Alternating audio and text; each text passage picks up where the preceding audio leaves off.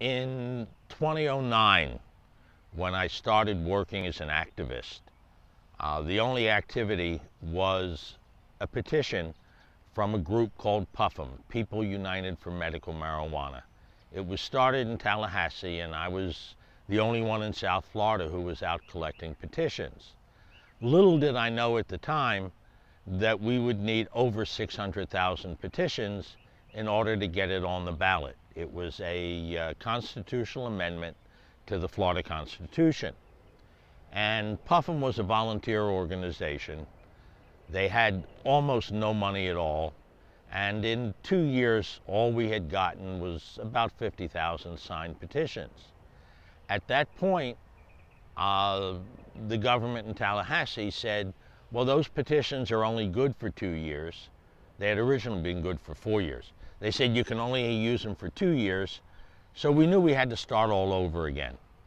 At that point, I said, look, we've got a better chance of passing it in the legislature than we do of getting this petition done for PUFM.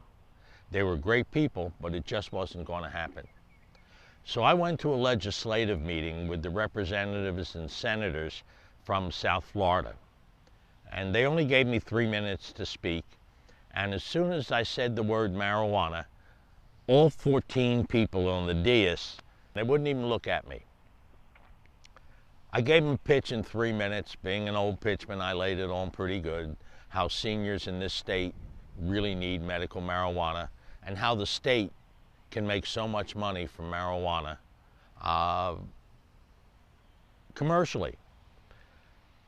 I'm walking out the door figuring I wasted my time, and a woman comes up and she grabs me by the shoulder. She said, Mr. Platshorn, could you wait a minute? I said, why? She said, I'm Jeff Clemens' personal aide, and he'd like to talk to you because he's interested in possibly putting in a bill about medical marijuana. Long story short, we worked for a while. I'm also a director of Normal in South Florida, and some people in my Normal chapter worked on it. We had lawyers work on it. And he put a bill in Tallahassee that year. There were no co-signers. He was a representative. There was no sister bill in the Senate. And of course, it never even got to committee. The following year, it got a bill in the Senate, a bill in the House.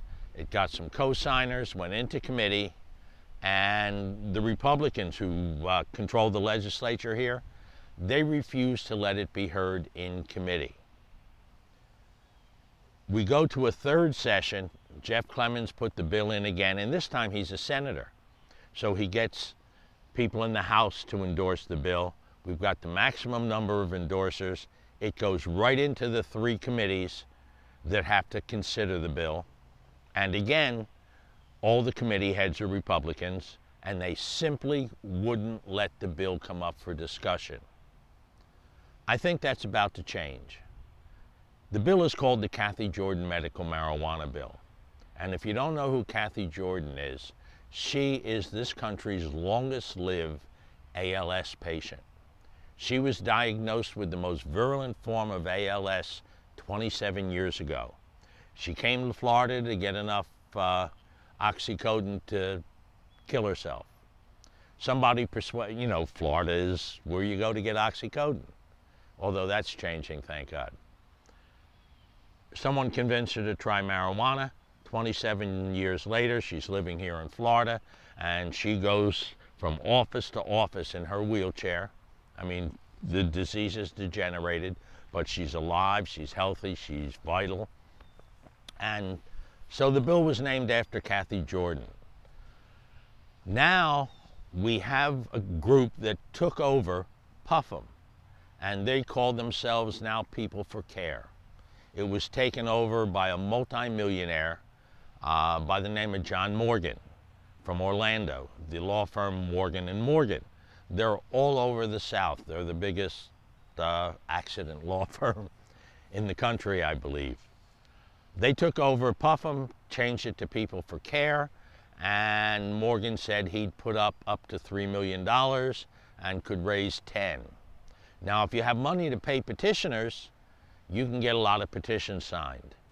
And within 6 weeks, we had over 150,000 petitions signed out of what we need now is just over 700,000. We're pretty confident we can get the rest of the signatures. But what's really good about the signature drive is that the politicians in Tallahassee at the next session are going to get very serious about hearing the Cathy Jordan medical marijuana bill. Because if it's passed in Tallahassee, they're in control, they can write the rules. If our petition, which they must put on the ballot by law, passes, it passes as a constitutional amendment, and the lawmakers will have nothing to say about it. It'll be out of their control. So we can get medical marijuana next year, early in the year, if the legislature passes it. And there's a good chance they will now. If not, it goes on the ballot at the end of the year and goes into effect 9 months later. But one way or the other, if I have anything to say and do about it, Florida's going to get medical marijuana.